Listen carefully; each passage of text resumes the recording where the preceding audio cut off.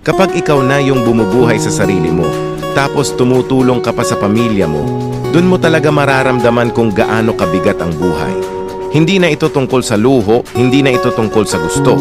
Tungkol na ito sa kung paano mo mapagtatagpo ang kinabukasan kahit na halos wala ka nang natitira para sa sarili mo. Yung bawat gising mo sa umaga, hindi na dahil gusto mong bumangon, kundi dahil kailangan. Kailangan pumasok, kailangan kumayod, kailangan magbigay kasi may umaasa sa'yo. At minsan habang nakaupo ka sa isang sulok, tinatanong mo sarili mo, kailan ko naman maiintindihan ulit kung ano ang pakiramdam ng mabuhay para sa sarili ko? Pero hindi mo kayang unahin sarili mo.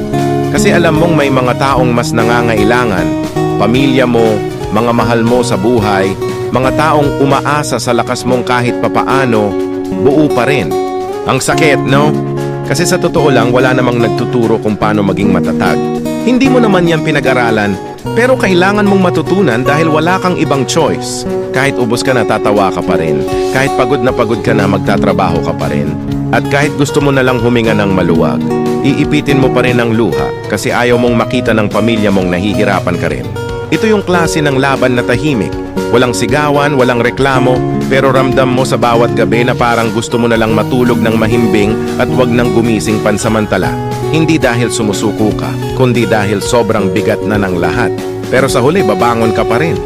Kasi alam mong kung hindi ikaw, sino pa? At kahit walang nakakakita, kahit walang pumapalakpak, kahit walang nagsasabi ng salamat, alam mo sa sarili mong ginagawa mo ang lahat. Hindi lang para sa'yo, kundi para sa mga mahal mo. At sa mga taong nakakakita lang ng ngiti mo, pero hindi alam kung gaano kabigat ang pinagdadaanan mo. Sana maintindihan nila na hindi laging okay ang matatag.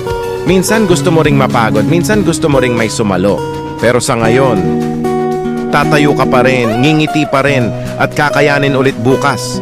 Dahil ganyan magmahal ang isang taong marunong magsakripisyo